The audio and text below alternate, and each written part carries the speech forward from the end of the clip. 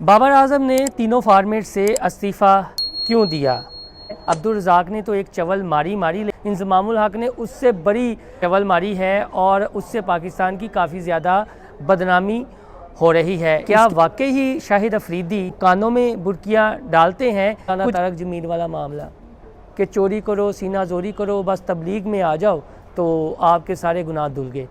माजी में शाहिद अफरीदी और जवेद मियादाद एक दूसरे पर मैच फिक्सिंग के इल्ज़ामात लगाते रहे हैं और जब इन्होंने एक दूसरे के कपड़े उतारना शुरू किए, क्रिकेट में माफियाज हैं वो मुतहरक हो गए कि यार अगर इन दोनों ने एक दूसरे का काला चिटा खोल दिया तो कल को हमारा भी खुल जाएगा। इंज़मामुल हक को तो मज़ीद शर्मिंदा होना चाहिए, लेकिन ये शर्मिंदा होने वाली जिनसे नहीं है ना। उसने कहा कि भाई कौन सा सस्ता नशा करके आप ये बातें करते हो। तय था कि बाबर आजम जब चेयरमैन पीसीबी ज़कात अशरफ से मिलेंगे तो वहाँ पर इन्हें ऑफ़र की जाएगी कि आप टेस्ट क्रिकेट की कप्तानी बरकरार रखें। और जो पाकिस्तान की ख़राब कारकर्दगी है उस पर दोनों शर्मिंदा नहीं है, ना बाबर आजम ना पीसीबी। बाबर आजम ने तीनों फॉर्मेट से इस्तीफ़ा क्यों दिया? इंज़मामुल हक की ताज़ा चवल क्या है? अब्दुल रज़ाक ने तो एक चवल मारी, लेकिन इंज़मामुल हक ने उससे बड़ी चवल मारी है और उससे पाकिस्तान की काफ़ी ज़्यादा बदनामी हो रही है। इसके अलावा माजी में जवेद मियादाद और शाहिद अफरीदी एक दूसरे के ख़िलाफ़ क्या कहते रहे हैं और क्या वाकई ही शाहिद अफरीदी जो पाकिस्तान क्रिकेट के सुपरस्टार भी हैं वो कानों में बुर्कियाँ डालते हैं? कुछ इस तरह की 3 खबरें आपके साथ मैं शेयर करूँगा।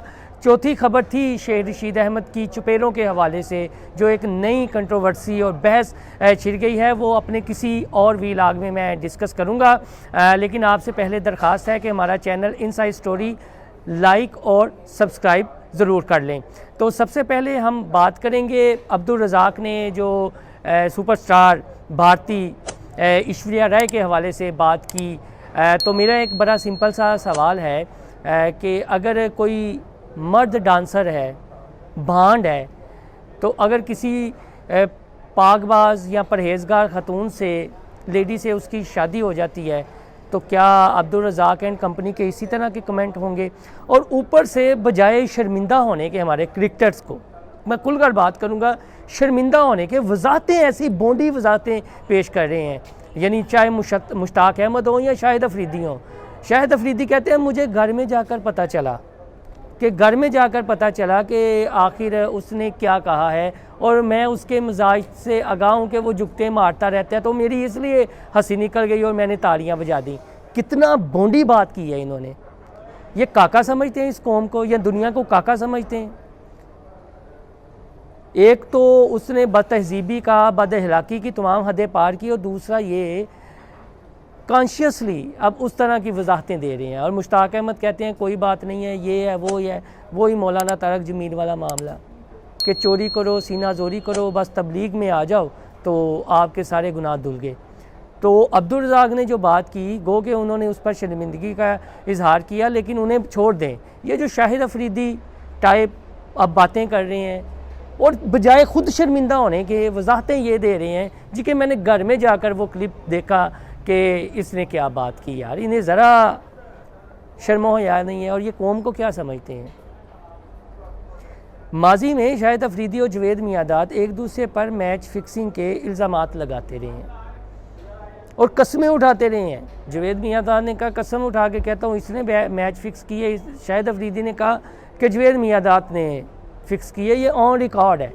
और जब इन्होंने एक दूसरे के कपड़े उतारना शुरू किए तो जो क्रिकेट में माफियाज हैं वो मुतहरक हो गए कि यार अगर इन दोनों ने एक दूसरे का काला चिटा खोल दिया तो कल को हमारा भी खुल जाएगा।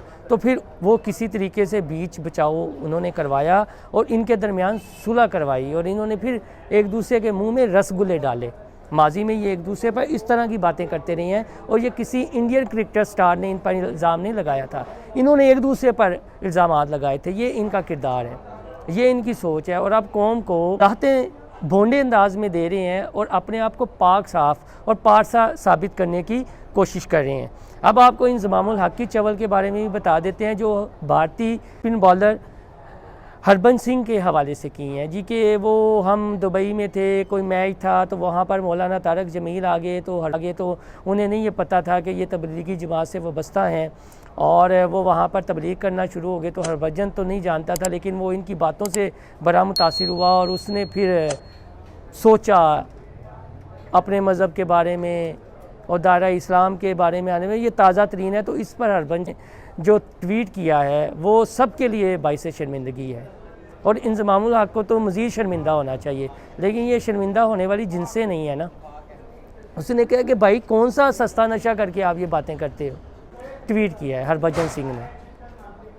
तो इन्हें कोई ख्याल नहीं है, यानी क्रिकेट खेलो, मैच फिक्स करो, फिर तबलीगी जमात में चले जाओ, पारसा हो जाओ और अपनी गेम पर फोकस करने की बजाय लोगों को जनती हूरों के ख्वाब दिखाते रहो, जो मर्ज़ी कहते रहो और आगे से शर्मिंदा होने की बजाय लेक्चर शुरू कर दो।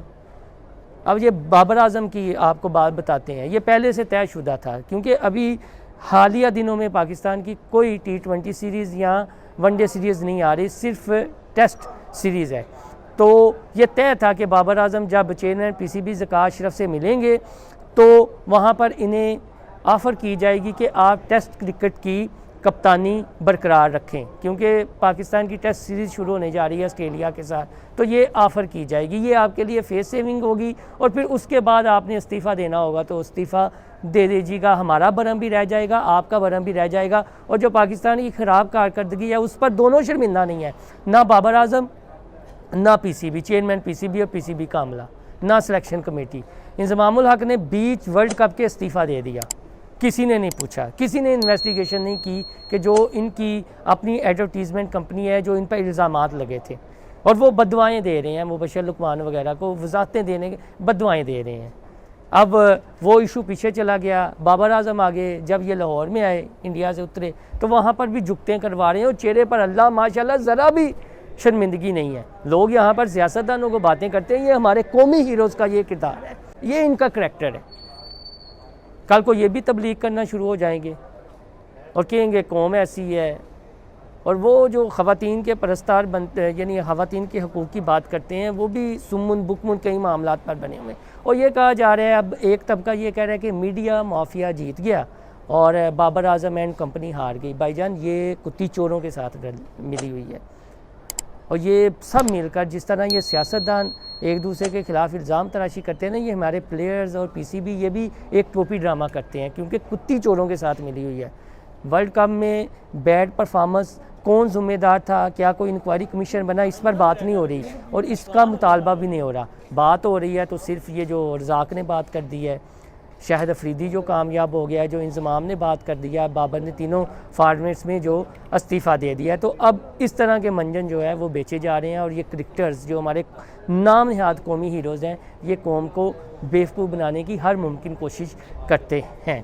तो दोस्तों, आपको हमारा ये वीलॉग पसंद आए तो हमारा चैनल इनसाइड स्टोरी लाइक और सब्सक्राइब करना ना भूलिएगा। अल्लाह हाफिज़।